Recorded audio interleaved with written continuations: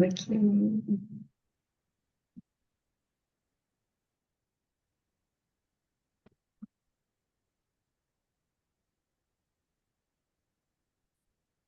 No estoy viendo nadie. Sí, ahí. No está nadie. ¿Qué tal? ¿Cómo le va? Va. Muy bien. Sí.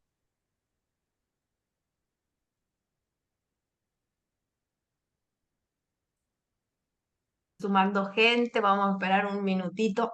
Sí, sí,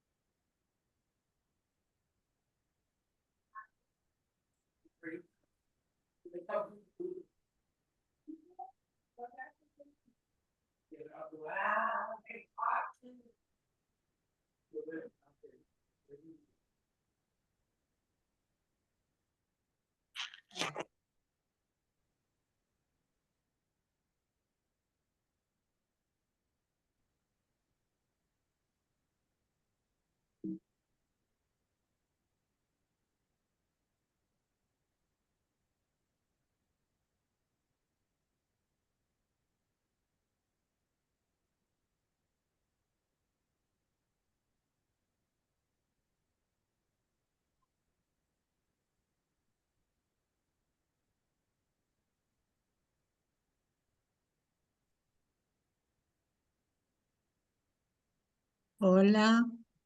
Buen día. Hola Isa, hola Josefina, Hola, hola.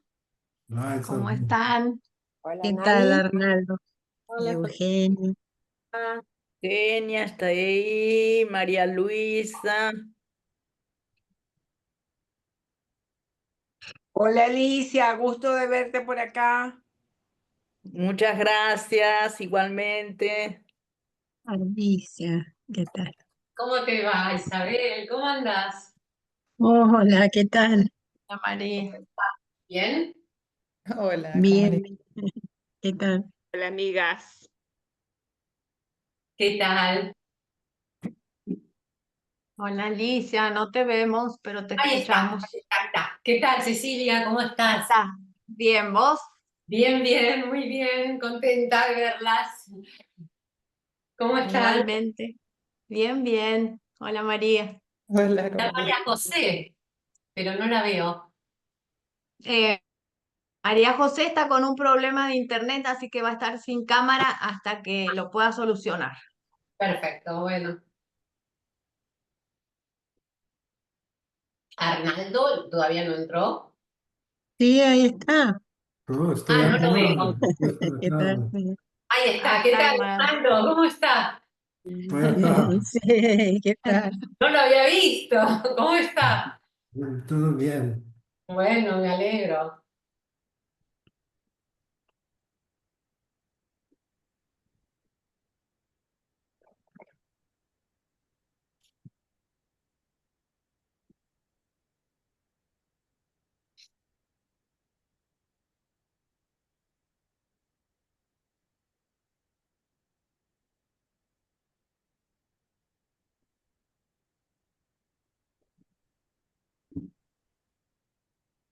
Damos un minuto más porque hay mucha gente entrando y comenzamos.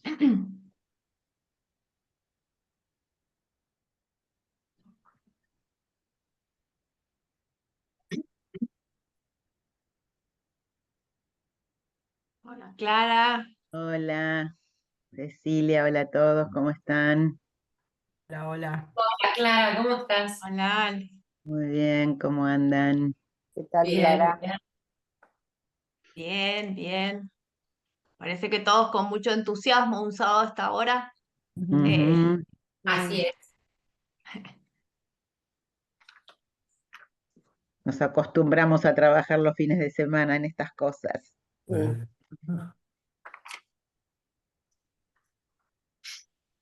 Y creo que Arnaldo genera mucho interés en escucharnos también. Ujú. Así es. Parece que Valeria ya se va a conectar también. Dijo que un poquito más tarde, pero que ahí viene. Sí.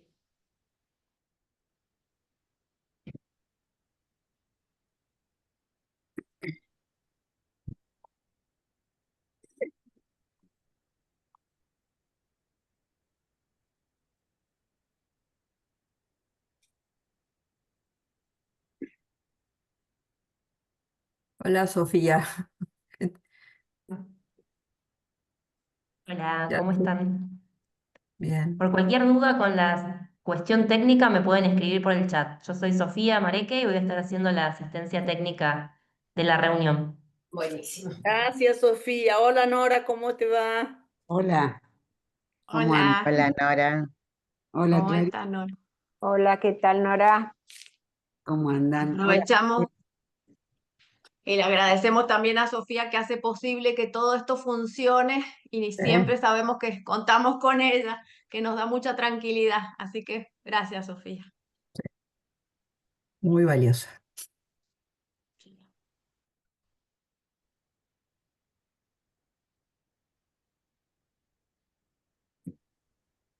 Bueno, creo que puedo empezar con algunas explicaciones y la presentación y Isso. damos inicio, ¿sí? El doctor Schuster va a hablar en español, pero entonces ustedes van a tener abajo del Zoom, donde están las distintas herramientas, hay un área donde hay 3 puntitos, si ustedes lo tocan, está la posibilidad de elegir subtítulos, ¿sí? Para las personas que prefieran tener subtítulos en portugués. Venimos trabajando muy bien, que si todos hablamos lento, cada uno en su lengua, nos vamos comprendiendo. Así que creo que seguramente esta vez será igual y va a estar ayudándome en la coordinación Cristiano Frank, que él habla bien portugués, así que entre todos haremos el puente entre lenguas para comunicarnos, ¿sí? Con esta actividad de hoy vamos a darle inicio a la segunda actividad dentro de este ciclo que hemos denominado la ética y la estética en la conformación del psiquismo. Este tema fue surgiendo desde la Coordinación de Niños y Adolescentes de FEPAL, después de 2 ciclos previos donde trabajamos temáticas muy duras, el abuso, la violencia, la falta de sostén de los padres, las instituciones educativas, a veces las conflictivas de los niños y adolescentes.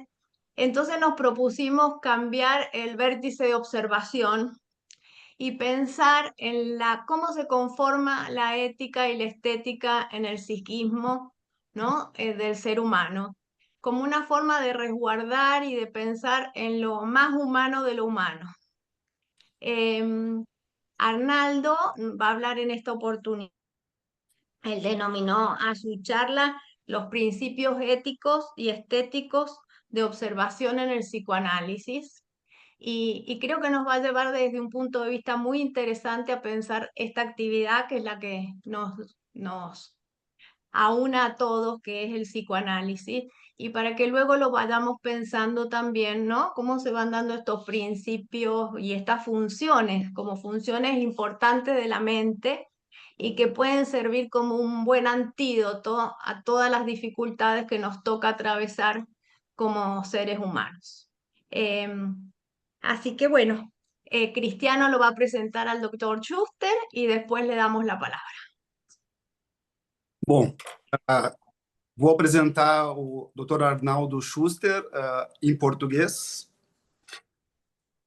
Dr. Arnaldo Schuster é médico psiquiatra, psicanalista, membro de data da Sociedade Psicanalítica do Rio de Janeiro, membro do Newport Psychoanalytical Institute, Califórnia, membro honorário e professor do Instituto Wilfred Bion de Porto Alegre, mestre em Educação de Ensino Superior, doutor em Psicologia Médica, bacharel em Filosofia. Dr. Arnaldo Schuster recebeu o Award Bion em 2025. Ele tem 25 livros publicados e 372 trabalhos apresentados. Essa é a apresentação do Dr. Bion.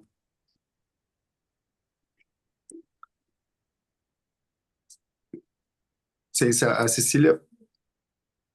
Sí, ahora Arnaldo, le damos la palabra y lo escuchamos muy atentamente. Gracias.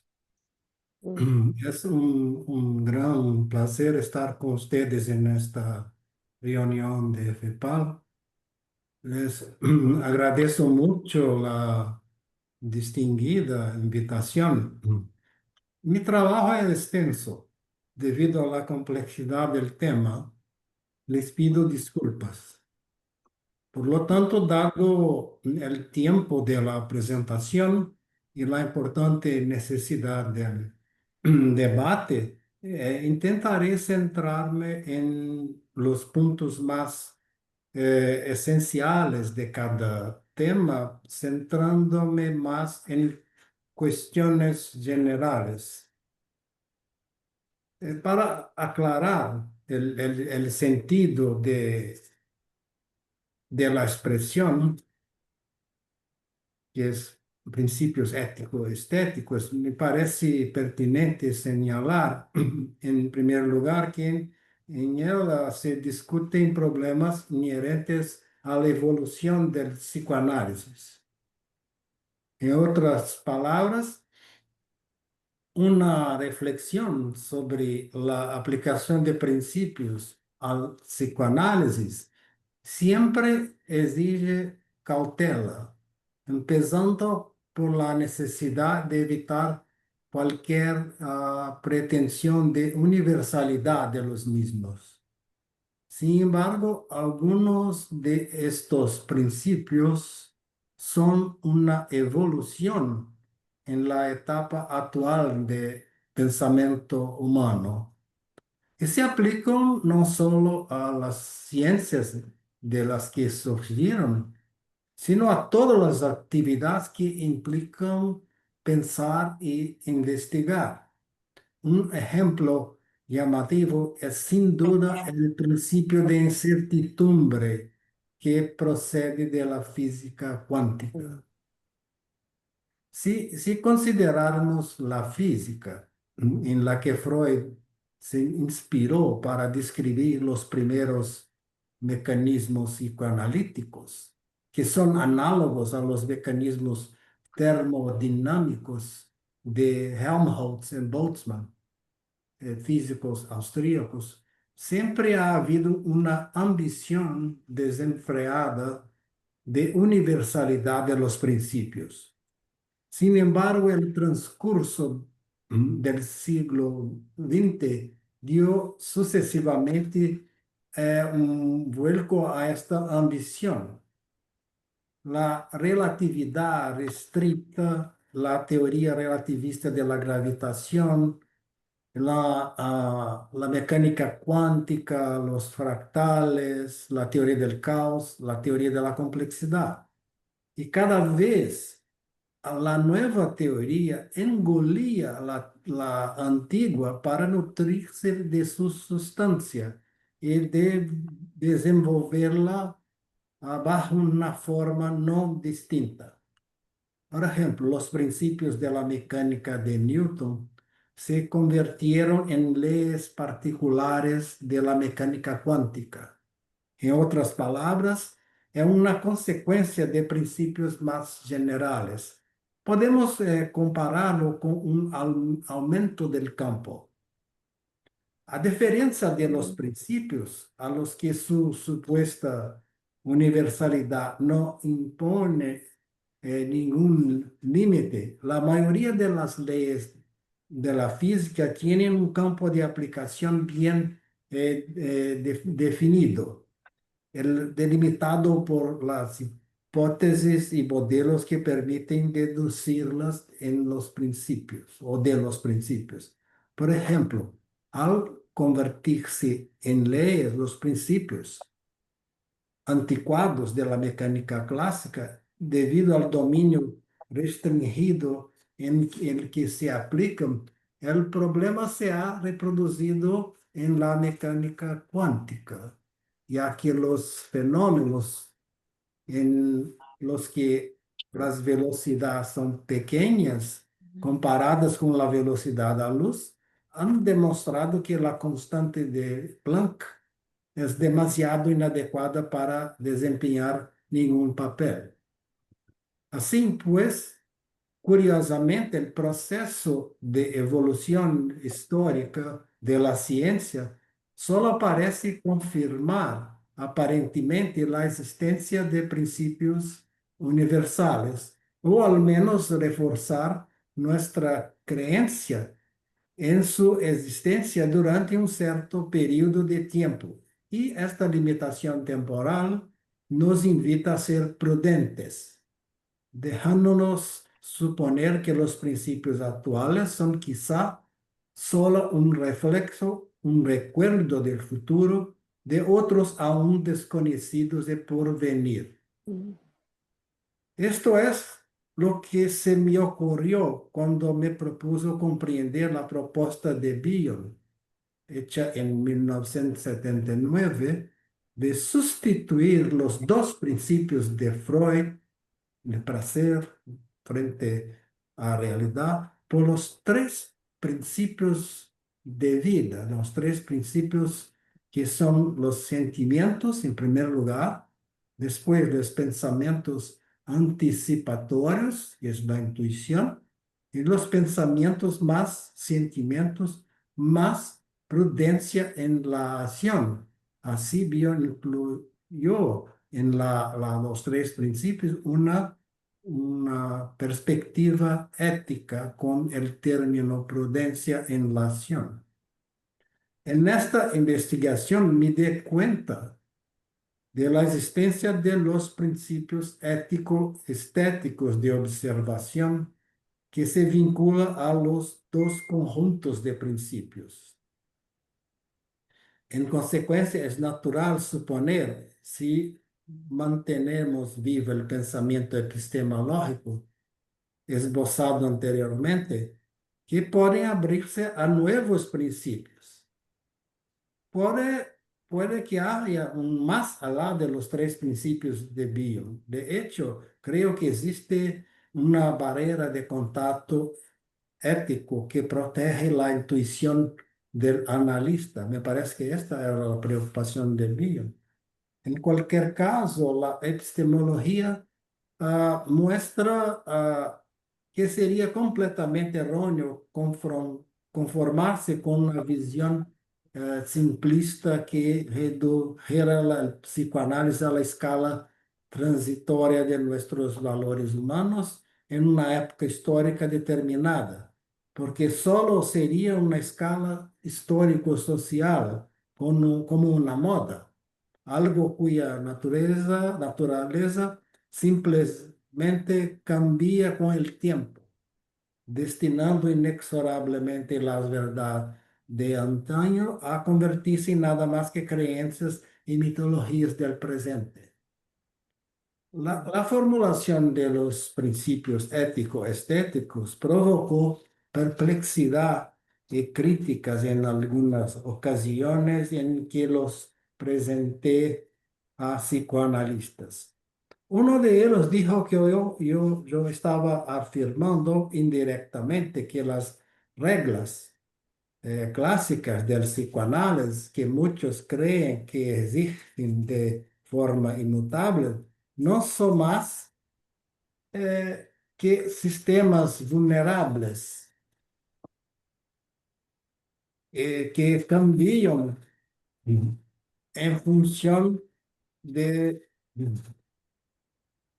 cualquier hallazgo clínico, e incluso en la ocasión histórica, adaptándose continuamente.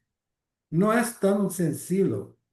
Mi pensamiento va en la dirección de la complejidad y choca siempre con la incomprensión de los que piensan de una forma determinista.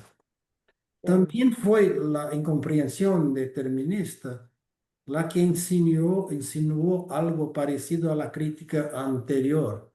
Es decir, que yo estaba introduciendo un cambio que pretendía dejar obsoletos los dos principios del funcionamiento mental de Freud, el pilar inalterable de la comprensión psicoanalítica. Es necesario aclarar este punto una vez más. Algunos críticos están más apegados a las palabras que expresan las ideas que a su estructura formal. Olvidan que las palabras, por más precisas que sean, siempre implican prejuicios. La poca atención que se presta a la crítica del formalismo es siempre fuente de graves malentendidos. En ningún momento cualificada de obsoletos los principios formulados por Freud. Tampoco lo hizo Bion cuando propuso sustituirlos por tres principios de vida. Aunque Bion sugirió que esta sustitución de los dos principios de funcionamiento mental por los tres principios de vida, yo sugiero que en la transición, incluso en su producción, entre los dos grupos de principios, interviene mucho pensamiento que se condensa en los siete principios ético-estéticos de la observación. Nunca se insistirá lo suficiente en que la sustitución no es sinónimo de exclusión pura y simple.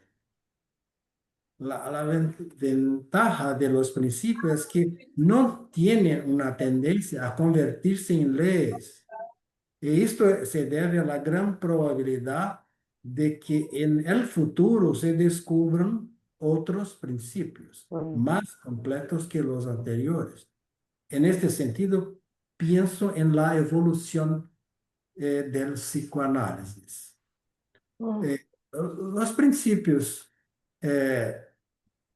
ético-estéticos también enfatizan y desarrollan en pensamiento sobre la experiencia práctica del psicoanálisis. No veo cómo esto podría ser una crítica a los fundamentos de la psicoanálisis. E incluso si lo fuera, creo que cada vez que el psicoanálisis ha sido aparentemente criticado en sus fundamentos, en lugar de derrumbarse como esperaban los críticos, se ha consolidado más como actividad, alcanzando un grado más refinado de universalidad. En otro momento, alguien se preguntó si los principios ético-estéticos deberían tener en cuenta el paralelismo con las transformaciones de Kuhn en el libro La estructura de las revoluciones científicas. Existen revoluciones en psicoanálisis como las... Se corta, ¿cierto? En su momento, el mismo El audio. ya no las observaba en la que consideraba que las ideas de Melanie Klein y que Lacan era una única revolución en psicoanálisis. El Bion hubiera sido un revolucionario. Evidentemente, revolución al revés, dando dogmático y de preferencia personal, fue incapaz de explicar en todas las ideas que se ampliaron y crearon después. El psicoanálisis fue un pensamiento sin pensamiento. Un Freud para darle realidad como pensamiento. El tema de las transformaciones, el libro de una analogía con el cambio producido en la teoría proyectiva algébrica. No sugirió esto que Arnaldo, discúlpeme, estamos teniendo problemas con el audio porque se le entrecorta bastante. Le podemos pedir a ver si por un ratito usted saca su cámara, a ver si podemos escucharlo, porque debe tener alguna dificultad con el internet.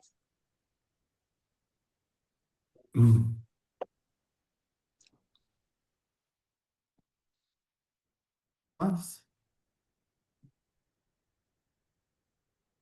Y también nosotros sacar los micrófonos, por lo menos, ¿no? Sí, cerrar los micrófonos y lo veníamos escuchando muy bien y este último minutito se ha cortado mucho. Tal vez algo de la internet. Sí.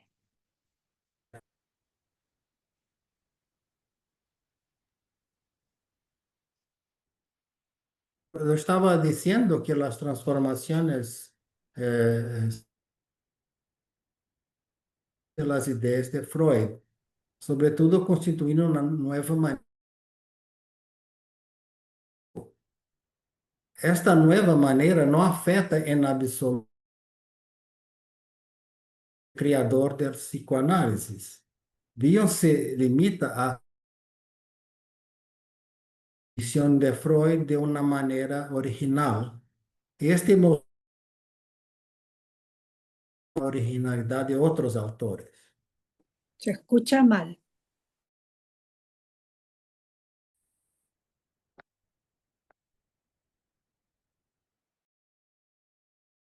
Estás muteada, Ceci.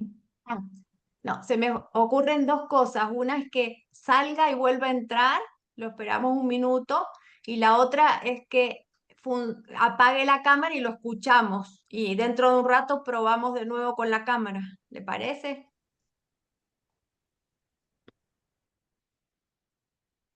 Yo puedo apagarle la cámara.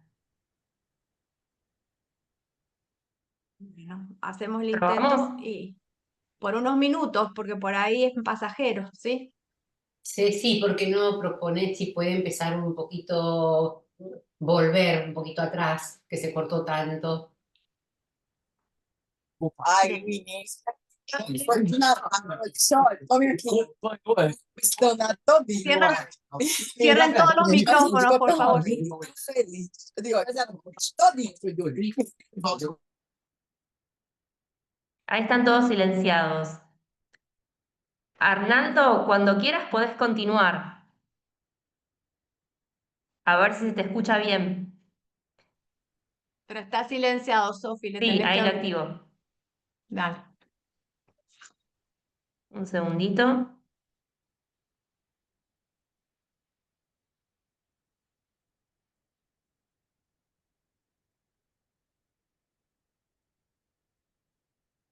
Un segundo, ¿eh?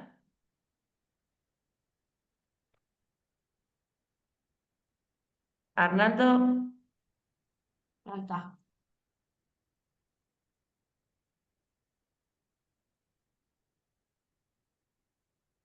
Mejor.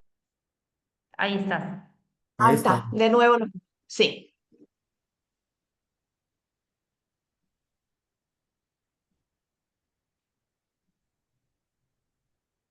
Por agora, Ahí se te escucha bien. ¿Querés continuar?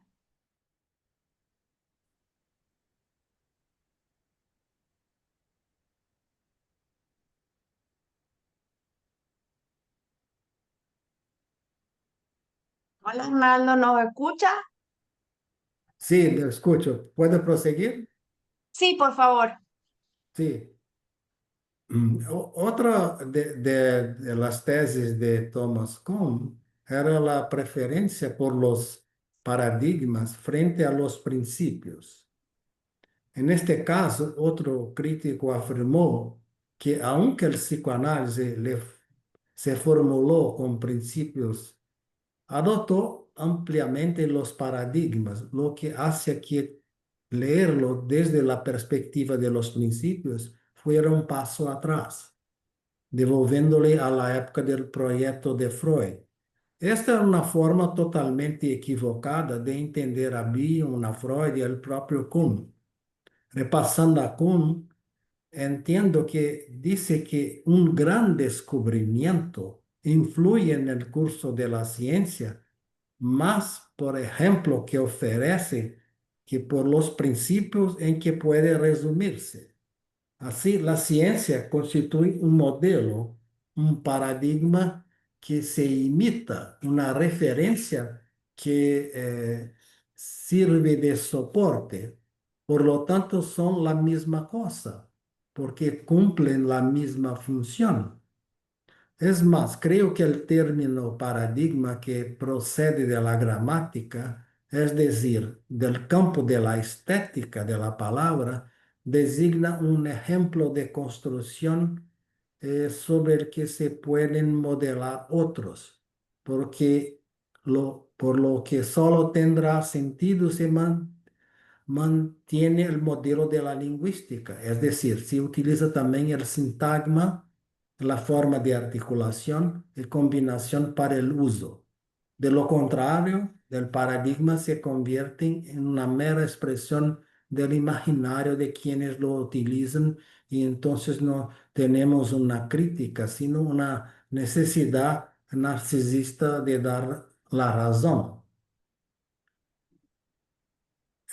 Por ejemplo, biosistematiza su forma de pensar sobre el campo analítico con el fin de posibilitar hipótesis tras las sesiones, utilizando ambos ejes lingüísticos. El sintagma constituye el eje horizontal para el uso de las formulaciones y el paradigma situado en el eje vertical representa el desarrollo de las formulaciones.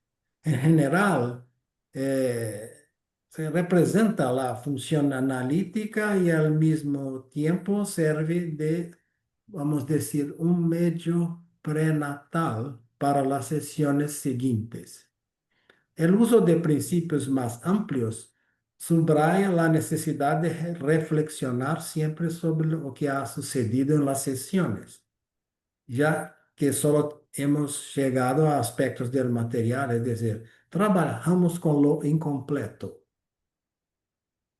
O dito de forma más amplia, el destino a posteriori de hipótesis modeladas sobre la reflexión de una experiencia pasada presupone la aplicación natural e inevitable de principios ético-estéticos. Eles son incertidumbre, negatividad, incompletud, infinitud, singularidad, indecidibilidad del origen y la complejidad del campo.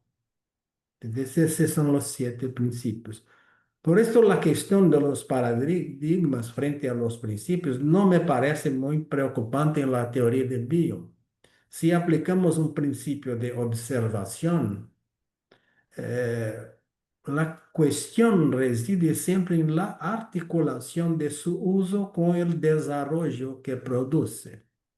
Está siempre tratando en Bion de ontología versus epistemología, los dos juntos, tratando del vínculo. En general, lo importante es la crítica que permiten los principios.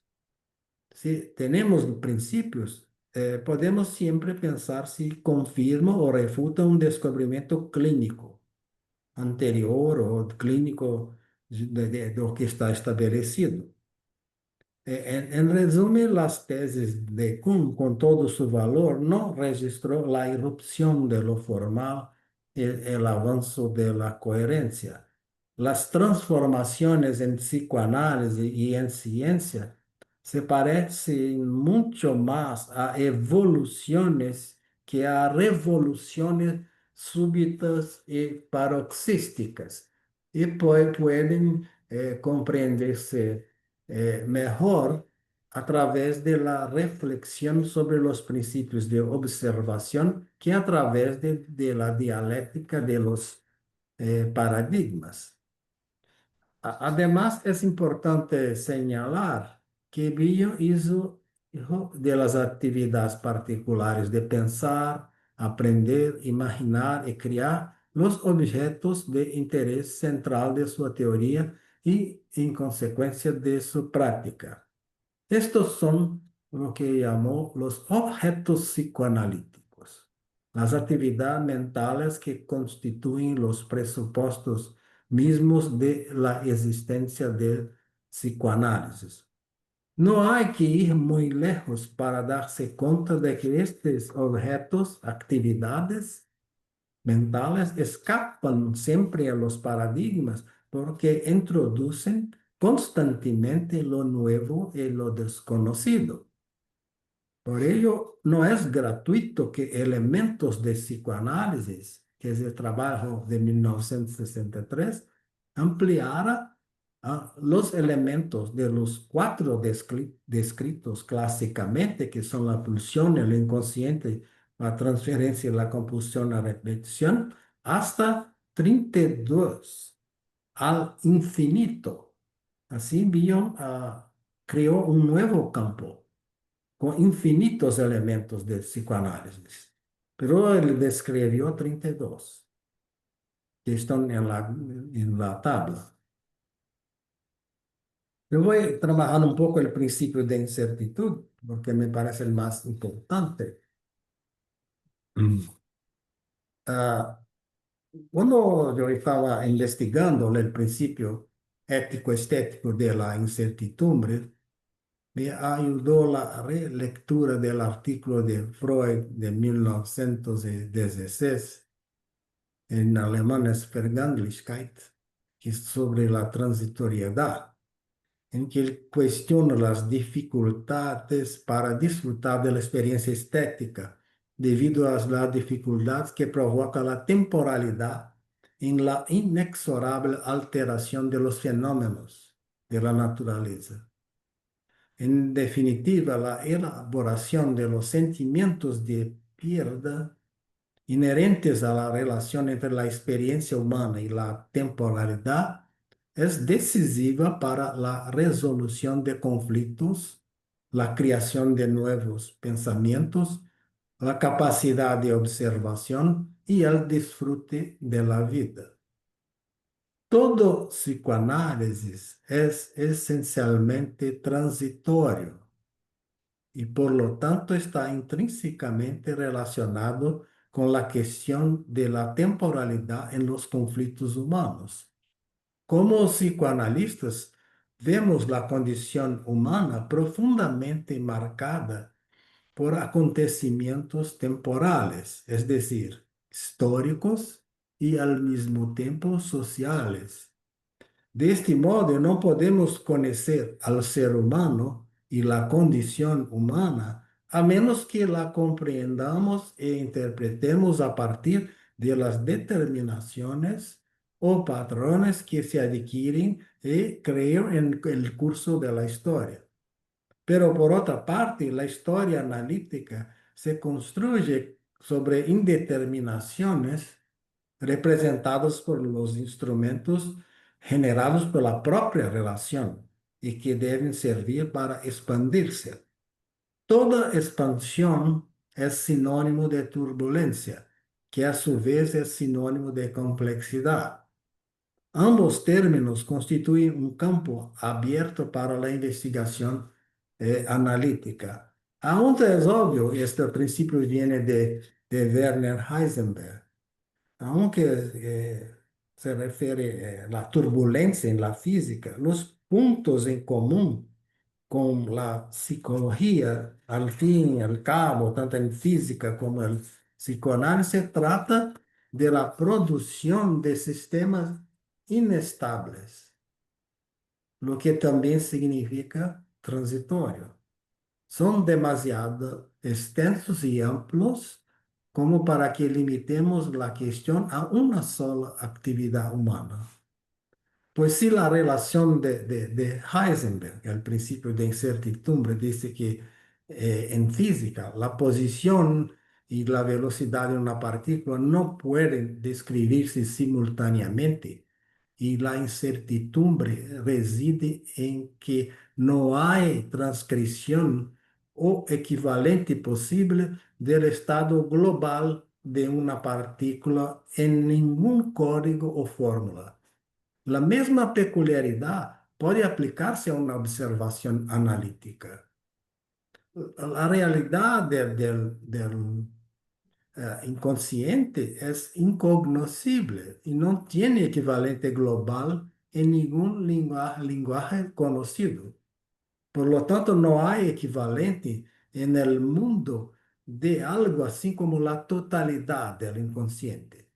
Esta es incluso su definición. El inconsciente en su esencia es aquello de lo que no hay equivalente en ninguna parte, en nada ni en nadie. Por lo tanto, no hay referencia posible dentro de ninguna certeza. Ahí está la raíz profunda de la incertidumbre, la forma insuperable de la ilusión. Todo lo que puede existir y verificarse localmente, la incertidumbre es ineludible en nuestras observaciones. Quizás sea importante señalar una vez más que no se trata de incluir la física o las matemáticas en el psicoanálisis, sino de tomar lo que estas disciplinas constituyen como pensamiento y su posibilidad del uso de las observaciones. En cualquier caso, la utilización de un principio de observación implica siempre un cierto grado de saturación del campo a observar. Es como tomar un lienzo en blanco y darle un fondo de color, que incluso puede ser blanco el mismo, antes de pintar el paisaje. La personalidad del analista, por muy libre que esté de memoria, deseo y necesidad de comprensión, siempre introduce una perturbación en la observación. No se puede escapar a esto. El principio de incertidumbre siempre cuestiona el pensamiento y la teoría. Entre la incertidumbre y el mundo está lo otro en sí, el suspenso definitivo y la irreversibilidad definitiva del mundo y del pensamiento. Sus consecuencias son provisionalmente las siguientes. Primero, el dominio del inconsciente que nos he dado a observar es siempre enigmático e ininteligible. Exige que la tarea de pensar sobre él implique un pensamiento más radical, que solo hace que pensar sea aún más radical e ininteligible. El principio de incertidumbre se antepone a la teoría porque ninguna teoría puede dar cuenta de la totalidad del inconsciente. A pesar de ello, es esencial destacar la teoría edípica para subrayar que un polo de O, que Bill llama en la sesión, es la capacidad intuitiva entrenada, que deriva del análisis personal del analista. Se trata de la capacidad de sintonizar con lo que ocurre en análisis.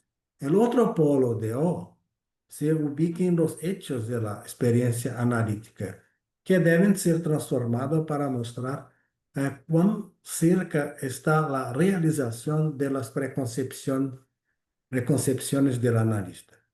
El preconcepción debe ser idéntico a lo que Bill llama de transformación del analista producto final, él llama de beta, TA beta, como producto final de una cosa que él llama de TA alfa, que comenzó, que opera en las teorías analíticas que el analista utiliza. Esta es la base de la selección natural de teorías, cuya intención es encontrar y utilizar solo aquellas que estén arraigadas en la experiencia emocional del analista. Bill mismo ha hecho esta selección, ha hecho dos veces. Ela ha hecho una vez en transformaciones, donde listó 7 teorías que él estaba trabajando con ellas, y después listó solamente 5. Están presentes en el libro de cesura, el Degree de Cesura. Terceiro ponto, o teórico em psicoanálise não deve pretender nem querer ser mais grande que a teoria, nem a teoria pode pretender nunca ser mais grande que o inconsciente. Toda teoria é ficção, é produto de uma imaginação produtora. Quarto, se o mundo evoluciona sempre hacia un estado de cosas ilusorio o delirante, ¿qué vértices deben adoptarse para la observación? La respuesta puede darse utilizando el vértice de las transformaciones, que siempre están influidas por la experiencia emocional. Lo ideal sería que el analista excluyera los vínculos L y H de las transformaciones. Pero esto es imposible. La transformación del analizante debe considerar siempre una evolución y no una exclusión, cuando entonces el analista trabaja para llegar a una interpretación. Mas de cualquier forma, como principio, los sentimientos están en primer plano. Siempre los sentimientos están en primer plano, porque de esos sentimientos es que vamos a tener posibilidad de alcanzarmos una intuición. Esta intuición podrá o no transformarse en una imaginación productora que va a concluir en una interpretación.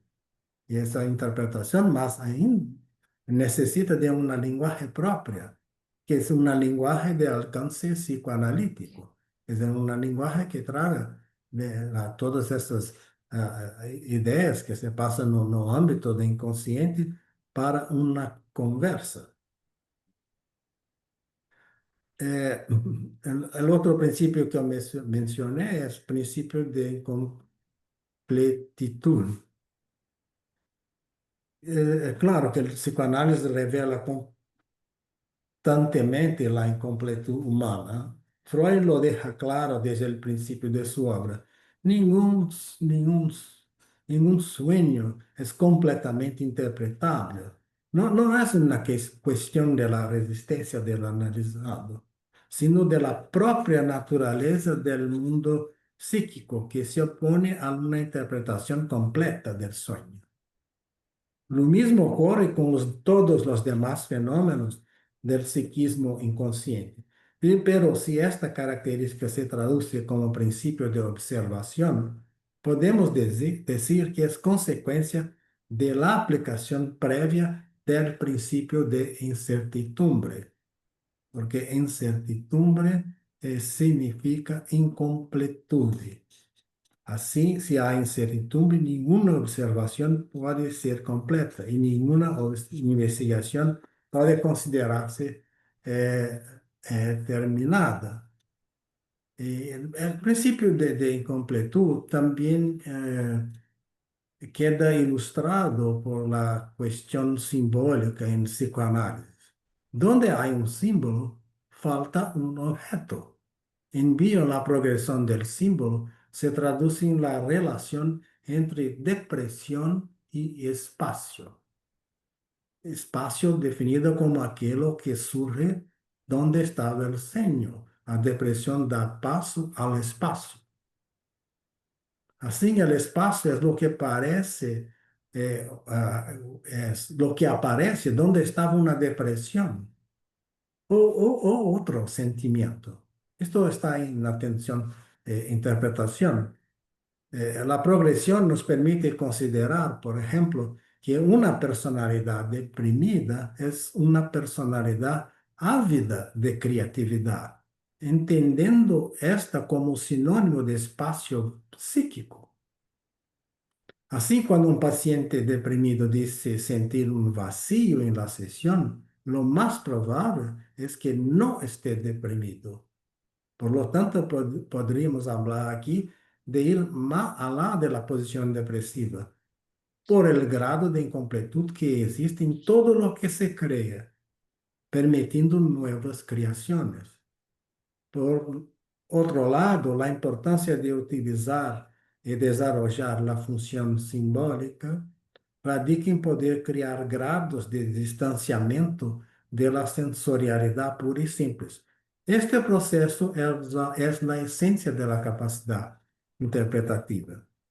El principio de incompletud se aplica ampliamente al instrumento de la transferencia, empezando por la imposibilidad de observarla en su totalidad.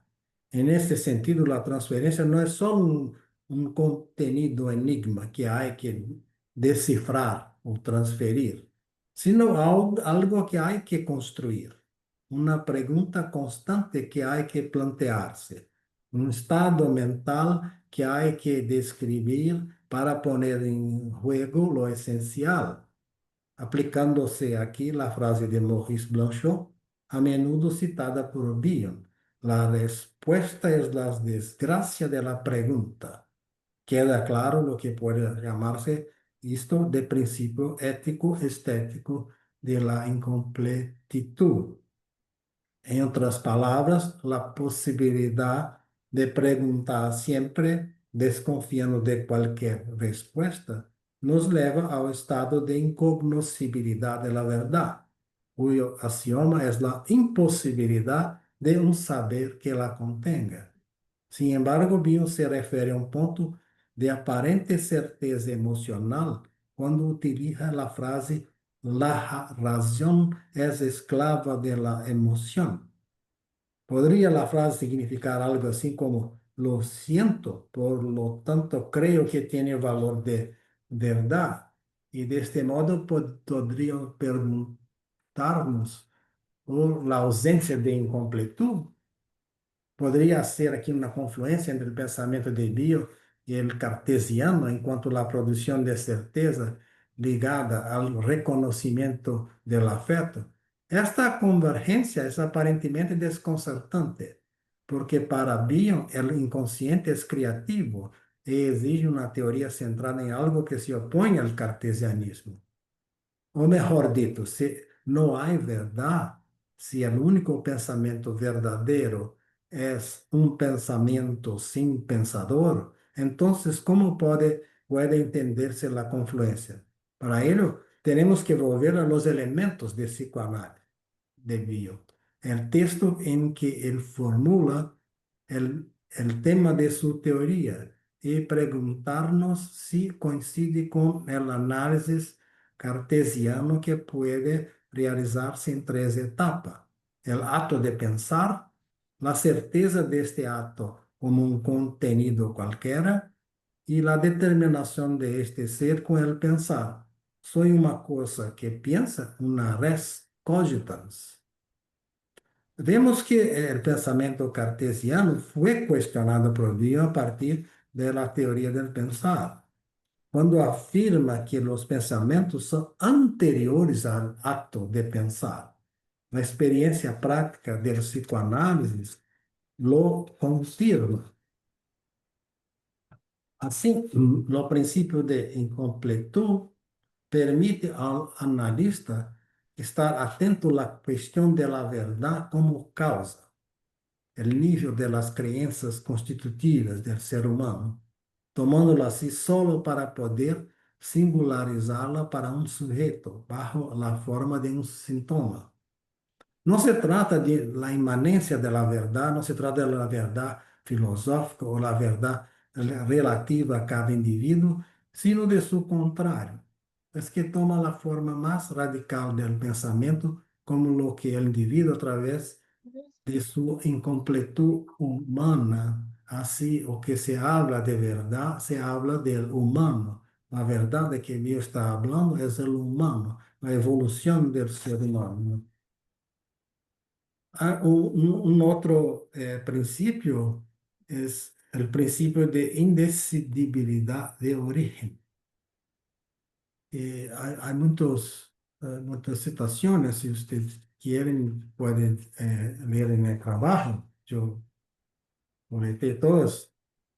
Mas tenemos el principio de indecidibilidad que viene de matemática. Esse foi formulado em 1931 por um matemático de 25 anos, nesta época, por Gödel, de la Universidad de Viena. Él escribió un artículo que se convirtió en un hito en la historia de las matemáticas y la lógica. Él escribió sobre las proposiciones indecidibles. Después de eso, el mundo nunca volvería a ser el mismo. Su trabajo hizo que se derrumbaron viejas certezas. Gödel demostró que el sueño logicista y formalista, el ideal de la ciencia matemática, no era sostenible. Una nueva forma de pensar abría el camino para una matemática no lineal, totalmente distinta de la tradicional. Poco después, el teorema de Gödel fue utilizado por Heisenberg. Así, lo antecedente de Heisenberg fue Gödel, que acrescentó al método científico innumerables probabilidades. Y fue una época muy difícil para todos. Y cuando le dije que la matemática no es una ciencia exacta, es una ciencia probabilística.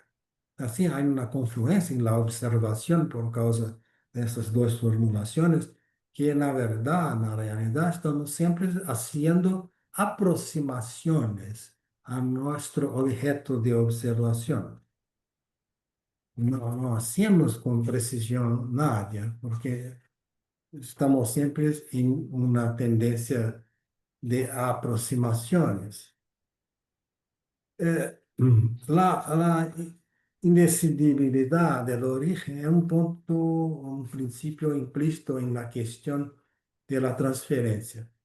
Y podemos inferirlo en varios pasajes de Bion. Por ejemplo, cuando subraya que en el proceso analítico lo que debemos investigar es la cesura.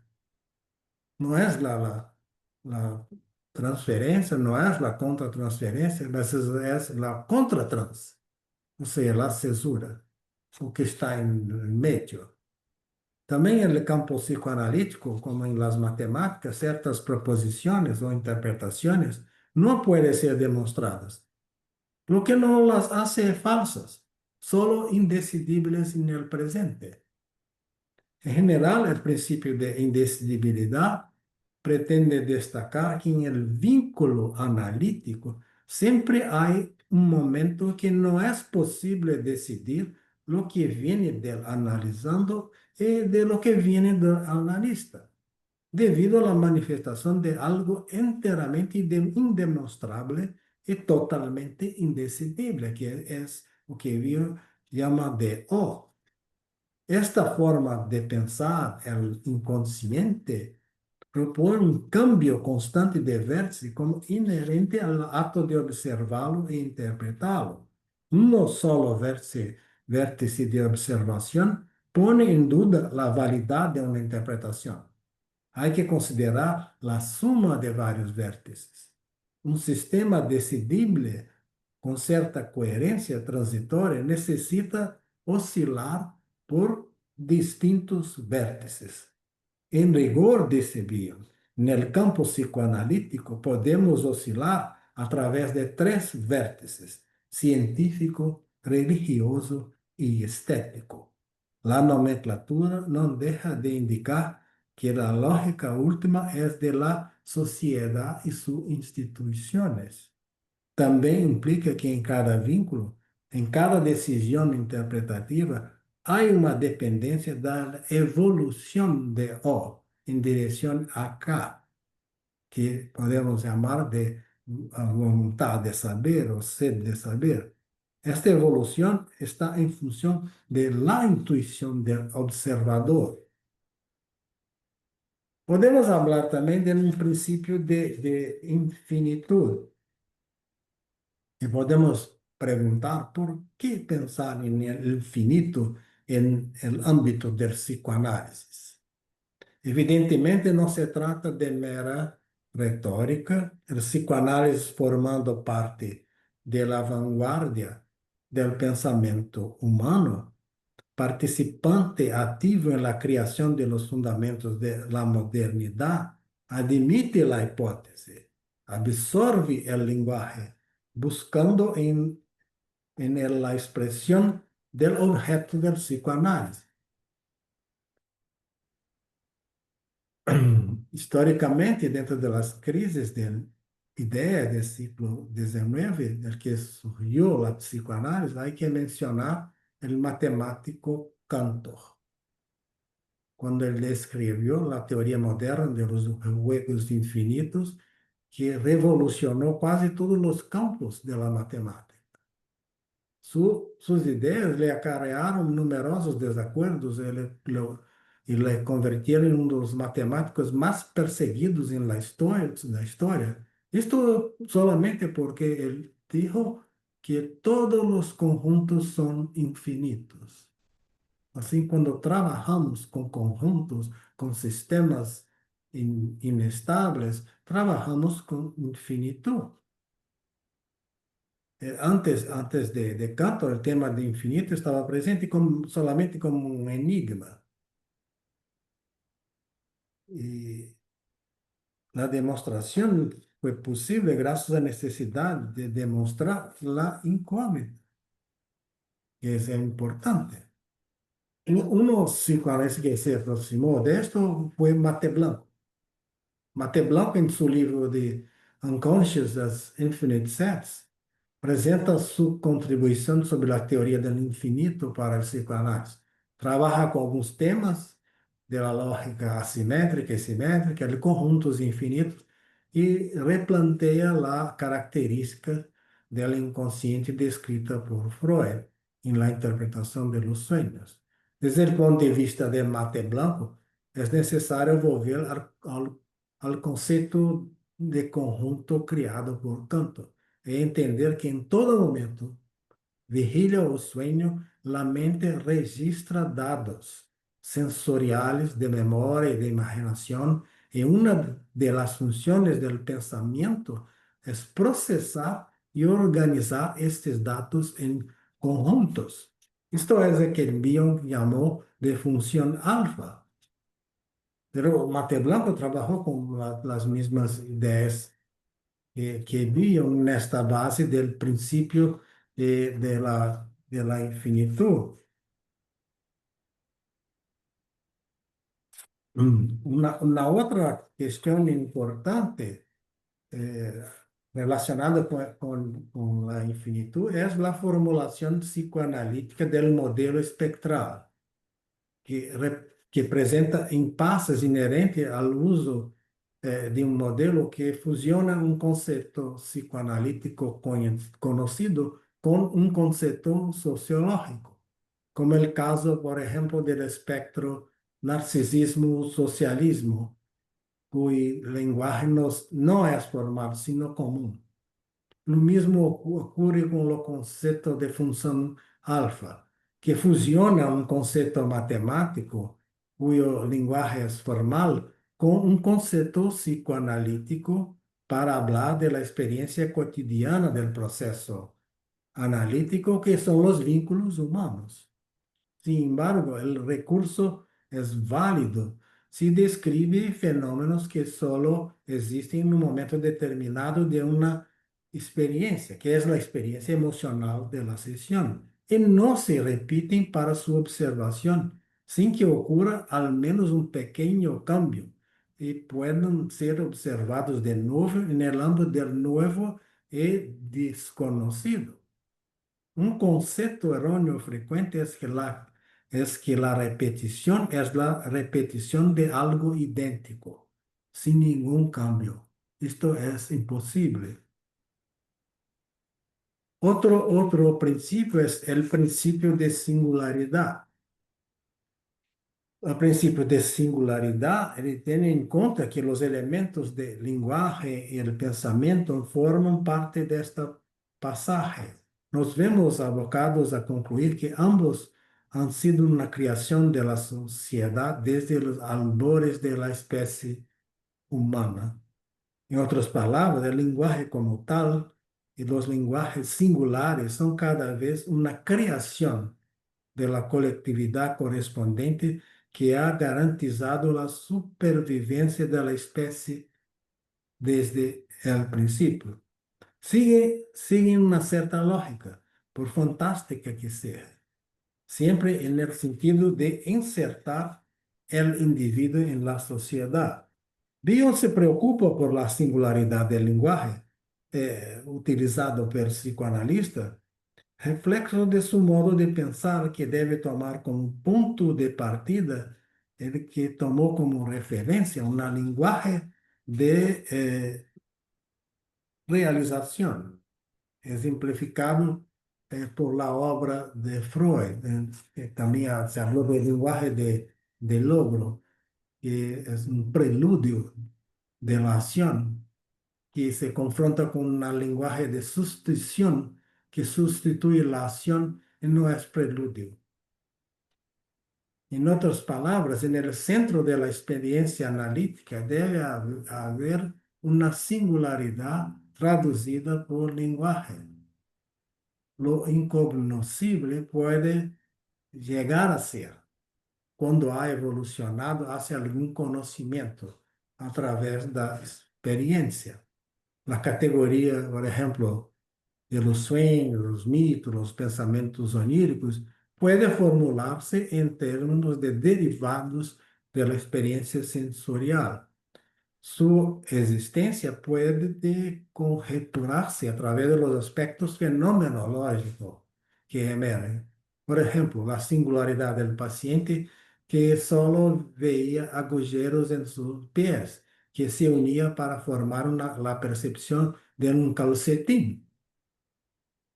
Si ve un calcetín, no es porque se le hayan curado los globos oculares o la retina, sino porque puede sufrir de algún modo una experiencia emocional que antes era intolerable para su realidad psíquica, probablemente relacionada con la aceptación del objeto perdido. Así, la experiencia emocional es única y un tema constante del psicoanálisis. Esto es la singularidad. Otra cosa relativa es la función psicoanalítica de la personalidad. La función psicoanalítica de la personalidad es única y permite el contacto con la realidad del análisis. Existe de forma única en cada individuo, en forma de preconcepción. Con cada paciente existe un mito, también una forma de preconcepción que hay que construir, dar a conocer. El instrumento que realiza esta pasaje es siempre la singularidad del lenguaje, que implica extremos como la comunicación de una experiencia privada en el ámbito de la sensibilidad humana al campo de la comunicación pública, generalmente guiada por reglas y códigos, cuya origen se remonta a momentos a menudo primitivos o ancestrales de la civilización. Las expresiones poéticas y religiosas permiten un grado variable de lo que Bion denominó public action, porque constituyen formulaciones estéticas cuya consistencia adquiere durabilidad emocional y extensión temporal. Otro principio es el principio de negatividad. Bion resumió: la capacidad de la mente depende de la capacidad del inconsciente, que es la capacidad negativa. ¿Sí? Uno de los principios mejor definidos por Bion es el principio de la negatividad, que se refiere inicialmente a la capacidad de alcanzar un estado mental sin memoria, sin deseo y sin necesidad de comprensión. Y que él transcribió también mediante la conjunción estética, capacidad negativa, tomada de una carta del poeta John Keats a su hermano, cuando refiriéndose a la capacidad creativa de Shakespeare, dice, la capacidad de tolerar incertidumbres, misterios, medias verdad, sin el ansioso empeño de alcanzar una comprensión del hecho. Bion también localiza la existencia de esta configuración poética en el propio Freud. En una carta a André Salomé, Freud sugería su método para alcanzar un estado mental que ofreciera ventajas capaces de compensar la oscuridad cuando el objeto investigado fuera peculiarmente oscuro. Hablaba de cegarse artificialmente. Es una forma interesante de hablar porque cegarse también es el destino de Edipo. Pero artificialmente significa que es capaz de controlar las situaciones edípicas, de no utilizar de forma cega el Edipo, y sí de una forma intuitiva, porque se hace en el ámbito de transformaciones. Así, el analista debe intentar permanecer en este estado el tiempo suficiente para alcanzar una interpretación que será tanto más verdadera cuanto más produzca la sensación de que no procede ni del analista ni del analizando, sino de lo indecidible, del de este otro lugar que en la estética del poeta John Milton Bion cita, es el vacío infinito sin forma. Finalmente, la complejidad. ¿Es un principio o es una teoría? La complejidad, el principal creador es Edgar Morin, que defiende la idea del pensamiento complejo y de una reforma del pensamiento para hacer frente a la complejidad del mundo actual. Critica la compartimentación del conocimiento, la excesiva especialización, defendiendo la necesidad de una visión integrada e interconectada del conocimiento. Morin propone también una política de la humanidad que pretende unir lo mejor de las distintas culturas y promover una ética planetaria. Morin sostiene que el pensamiento complejo no pretende simplificar la realidad, sino reconocer y tratar su complejidad, interconexión y contradicciones. Y él también propone 7 principios rectores de la complejidad. Él habla del principio sistémico, hologramático, retroactivo, recursivo, autoecoorganizativo, dialógico y la reintroducción de lo conocido en todo conocimiento. Es muy importante este aspecto dialógico para el psicoanálisis, para que no quedemos en la impresión que se trata de dialéctica. Es diferente el dialógico de la dialéctica. El dialógico es una capacidad de escuchar muchas voces al mismo tiempo. No se trata de explicaciones, que no estamos atrás de explicaciones, estamos atrás de elucidaciones. Elucidaciones no va a terminar con lo desconocido. ¿Sí? Lanzamos luz, pero las sombras están siempre presentes.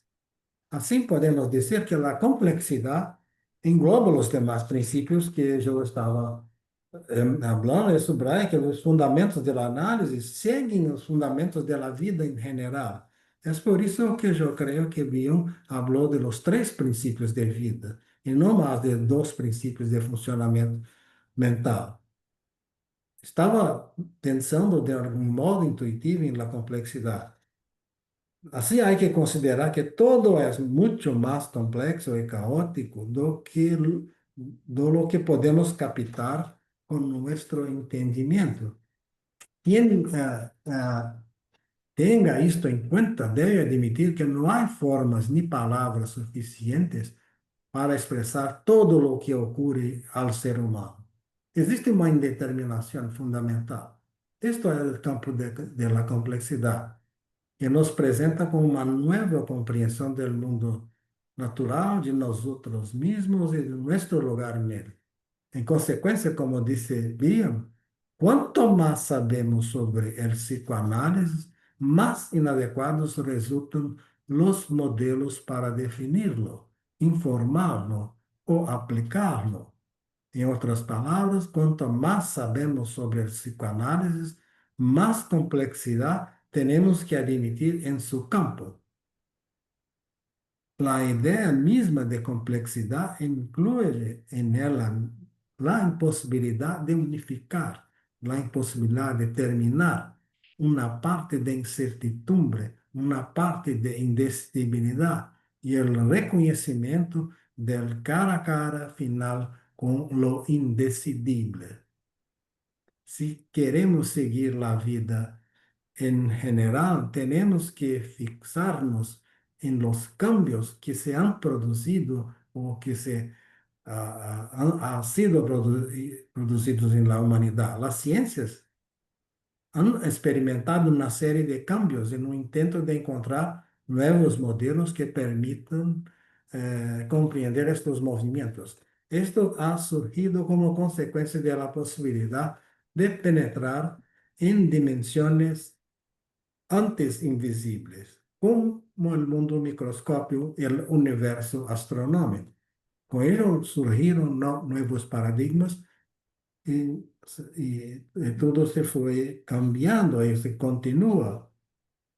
Otro factor importante es tener en cuenta la inestabilidad de los sistemas complejos, caracterizados por un estado de no equilibrio, un estado continuo de evolución, un proceso de construcción, evolución, de transformaciones de una forma general. El tiempo es otra cuestión. El tiempo en el ámbito de la complejidad se caracteriza por ser un tiempo dinámico, en que el futuro difiere radicalmente del pasado porque es irreversible e indeterminado. Siempre hay evolución. Como ya pensaba Heráclito, todo está en perpetuo cambio. La realidad es un continuo devenir. Decía que es imposible encontrar 2 veces el mismo río. No solo ha cambiado el río, sino también la persona que ha entrado en él. La experiencia ya le ha cambiado. Así que se nos presenta otro tiempo. Hay una distinción entre un antes, con un cierto nivel de organización, y un después, con un nivel de organización diferente. El entremedio es precisamente donde la transformación es posible. Lo nuevo surge entre medias. La transformación tiene lugar durante ese antes y ese después. La flecha del tiempo no retrocede. Há muitas coisas a hablar a respeito más a respeito de la complexidad, pero yo creo que es mejor dejar la palabra para todos ahora. Muchísimas gracias, Arnaldo. Sí, le damos la palabra al público. Creo que nos ha dado realmente muchas líneas para ir pensando para replantearnos nuestra tarea, para pensar nuevamente la mente humana y creo que es una actividad bastante diferente a otras que hemos realizado porque nos ha llevado a un campo de acción y de poder pensar lo que observamos, ¿no? Desde otro vértice bastante distinto, lo que nos ayuda a la complejidad. Así que le agradezco muchísimo y vamos a darle la palabra también al público. Pueden ir levantando las manitos para que les vayamos dando la palabra, ¿sí?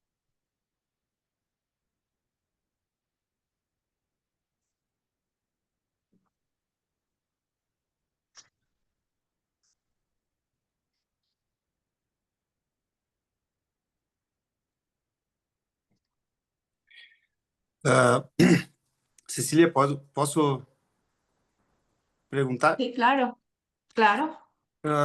Bom, creio que muito rica a apresentação. Creio que poderíamos fazer uma atividade para cada princípio. E, entretanto, minha pergunta vai na seguinte direção. Vocês habla com muita riqueza a partir de princípio ético e estético.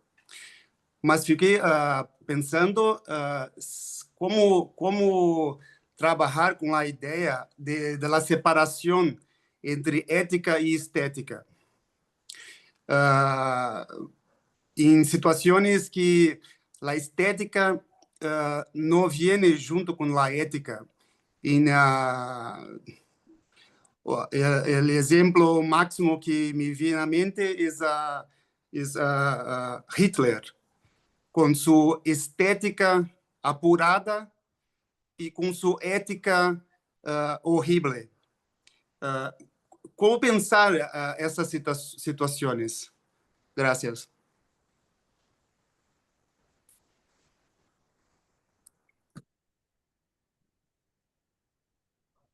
Eu vou agora ou aguardo as outras perguntas?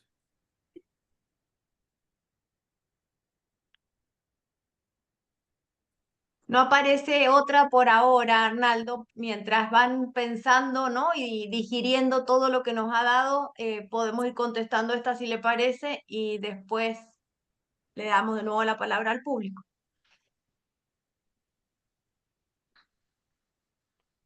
Na realidade, esta ideia de juntar os princípios, de chamar ético e estético, é exatamente para nos facilitar e trabalhar melhor com as pessoas que fazem um splitting. Quer dizer, o exemplo de Hitler é um exemplo de um splitting fantástico entre o ético e o estético, porque Hitler pensava que ele era um pintor. Ele creía que él era un pintor, que estaba, por tanto, con un proyecto de una pintura social en que él tenía que tirar los sucios de la pintura, hay que eliminar los sucios de la pintura. Él creía que no yo era lo malo. Y no había para él la palabra yo y tú.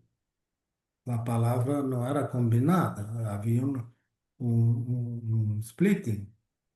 Entonces había solamente yo que pienso solamente, no había que el otro podría pensar.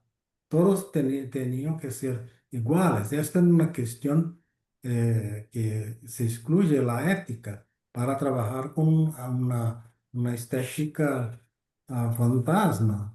Yo tuve oportunidad de estar 2 años atrás en seminarios en Alemania. Yo estuve en Nuremberg. Hay un pequeño grupo de psicoanalistas en Nuremberg. Todos me trajeron, me llevaron al lugar que era el antiguo antiga sede del partido nazista. Hoy en día es un centro de documentación. En ese centro de documentación había una exposición.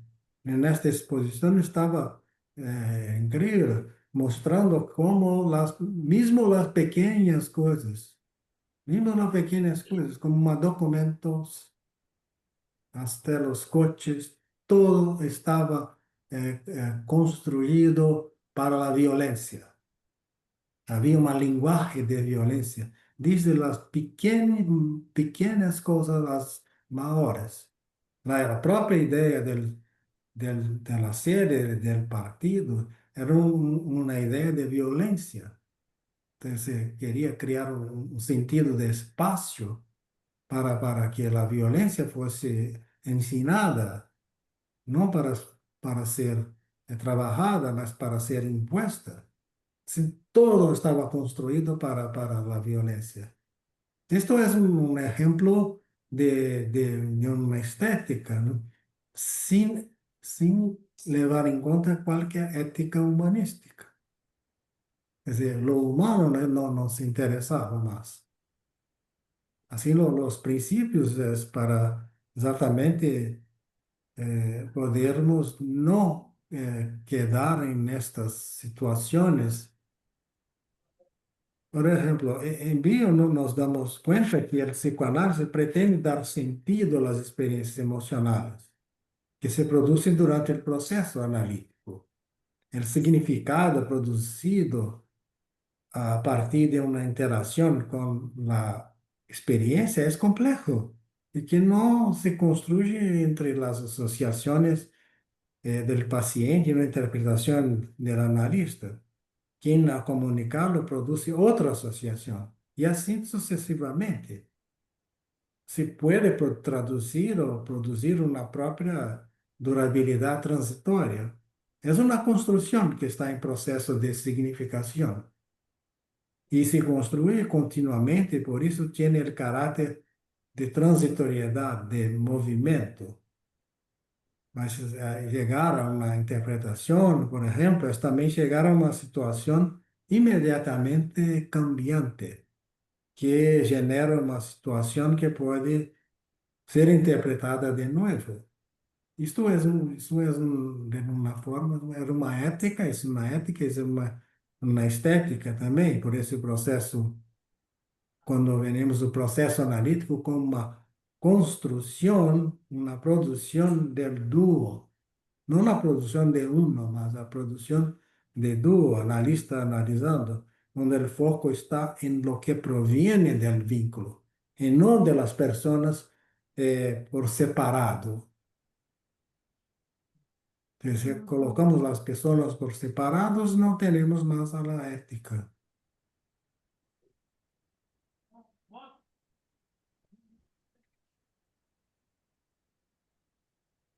Muchísimas gracias, Arnaldo. Vamos a escuchar entonces a Valeria, Victoria. Bueno, buenas tardes. Gracias, Arnaldo. Muy interesante. Gracias también a FEPAL.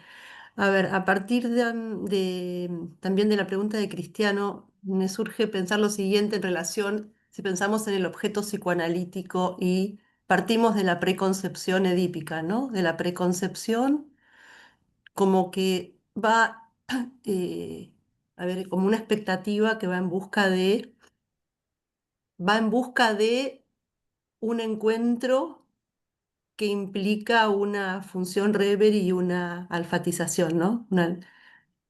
Y uno tiende a ver, puedo entender la estética como ese encuentro, como ese encuentro con el cuerpo, ¿sí? Ese encuentro de la función Rever y materna, a partir de la cual, ¿sí? Y sin el cuerpo, es como imposible acceder a una ética de la palabra, ¿sí?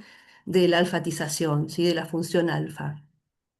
Entonces me pregunto, ¿cómo, si hablamos de disociación ética-estética, tendríamos que pensar que es un empobrecimiento tanto de una como de la otra, como que no puede haber una sin la otra, digamos, como que, ¿cómo podemos pensar una ética sin una estética previa ligado al encuentro eh, de la función reverie, ¿sí? Del cuerpo eh, que aloja y que de alguna manera, no es que se encuentra, pero que permite la realización?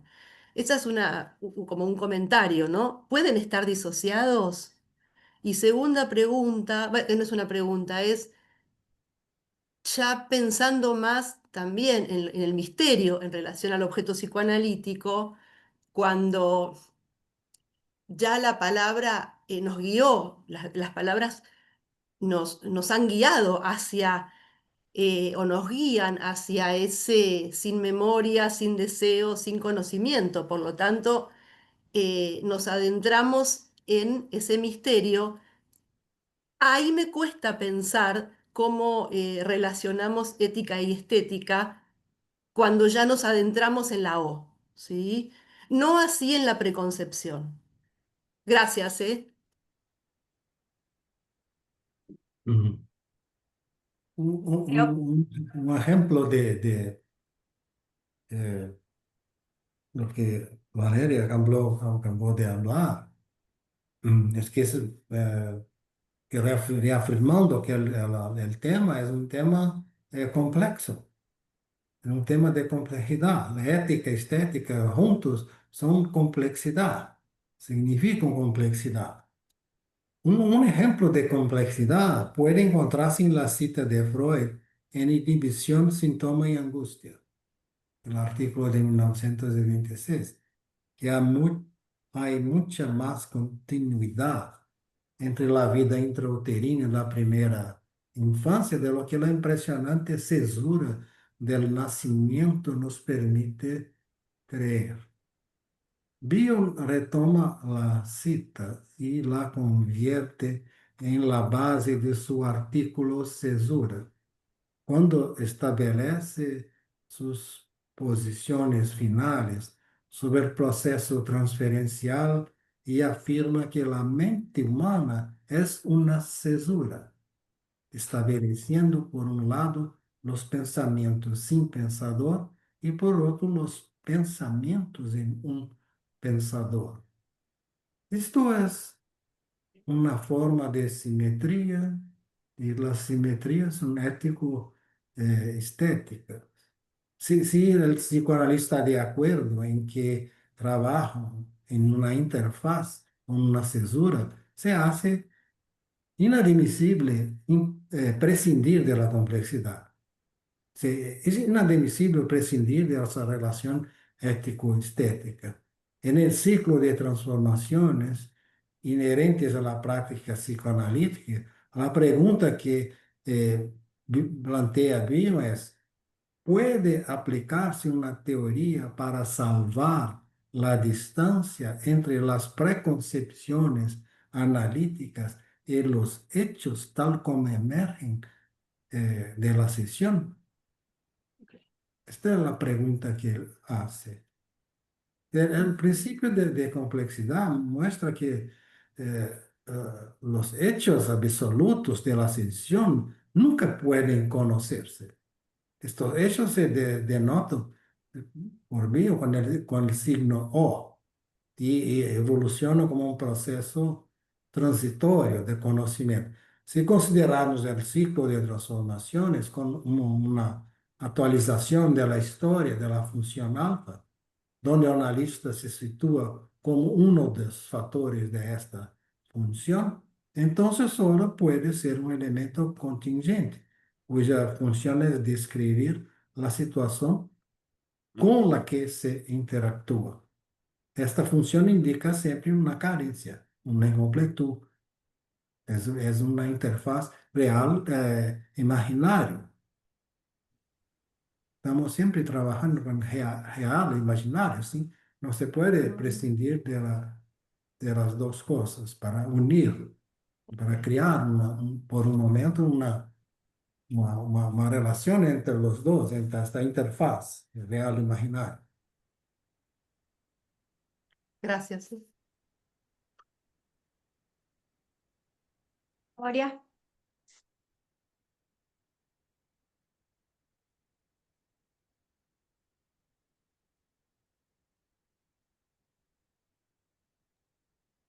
Gracias. Gracias a Arnaldo y gracias a el colega de Brasil que me hizo pensar cuando hizo esta asociación con los horrores que provocó Hitler. Pensaba en nosotros como analistas. Gracias, Cristiano, no me acordaba tu nombre. Gracias. Pues me hiciste pensar, no sé si el repepe o para bien, en nosotros como psicoanalistas. ¿En qué momento nos aferramos a la pureza de una ortodoxia psicoanalítica y dejamos de ser éticos por salvaguardar una estética? ¿O bien somos deconstructivos o destructivos con los principios psicoanalíticos y pasamos a otra pérdida de estética? No tengo claro lo que quiero preguntar, pero sí quería transmitir lo que me hizo pensar Cristiano y Arnaldo, digamos. Pensar en nosotros. ¿En qué momento una rigidez casi cadavérica, digamos, perdemos una estética? ¿Y en qué momento, por ser los revolucionarios del psicoanálisis, destruimos sus principios fundamentales? Eso quería decir nada más. Gracias.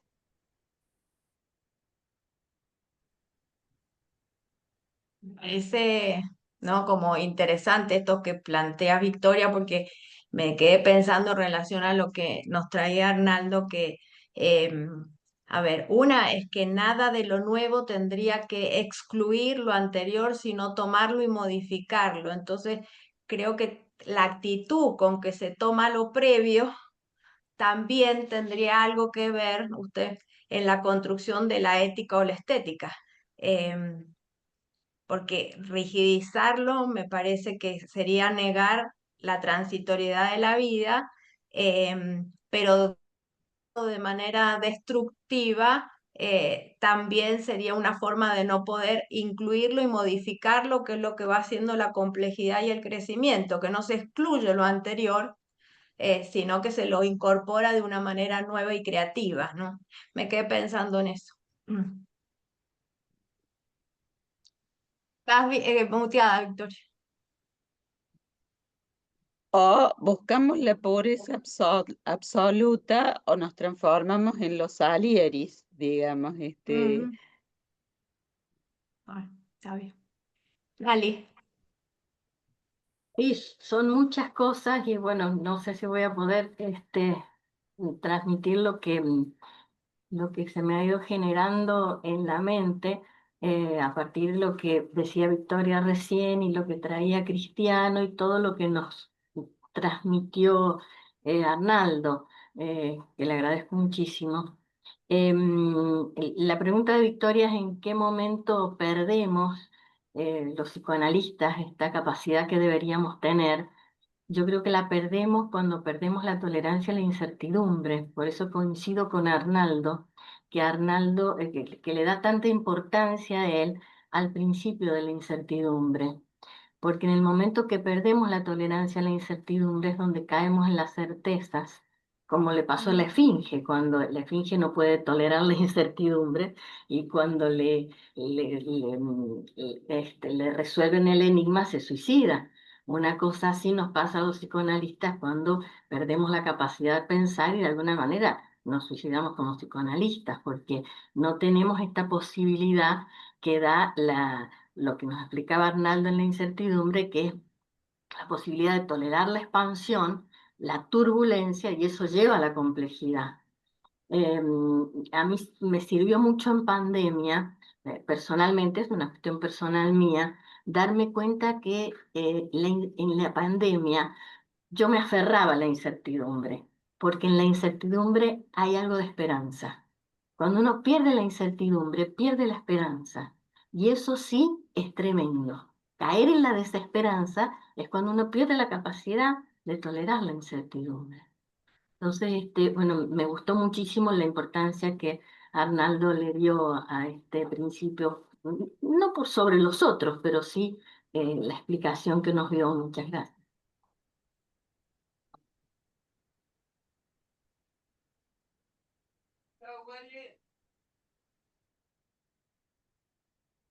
Bueno, en principio teníamos nuestra reunión hasta las 15:30. Nos hemos tomado unos minutitos más.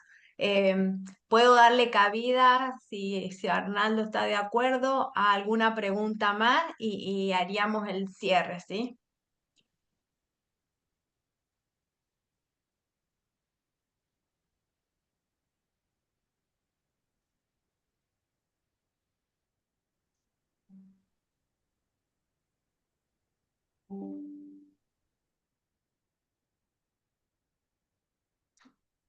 Arnaldo, ¿quiere usted decir algo? Bueno, vale. Valeria, y le damos la palabra a Arnaldo.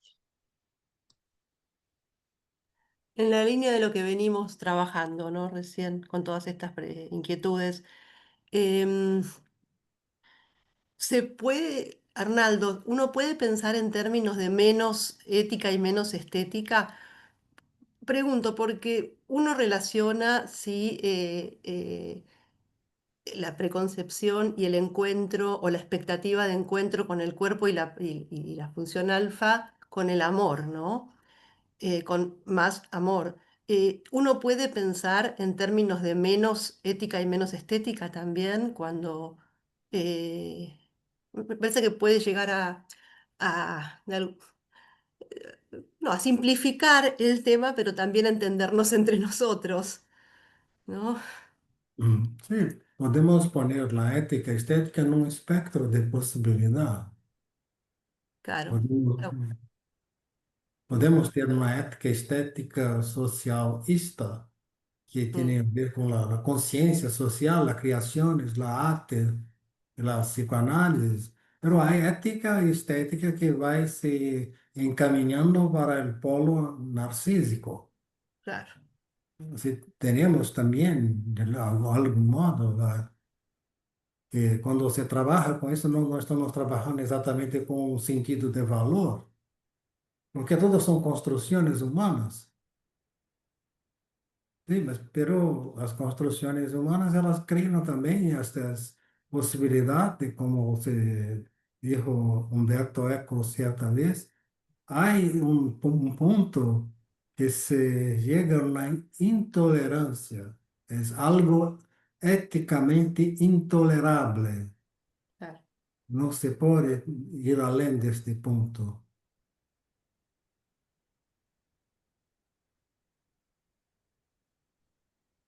Gracias, sí.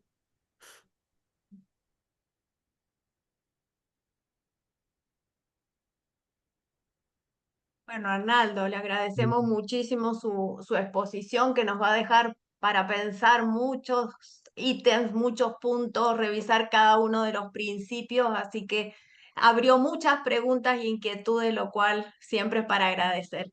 Gracias.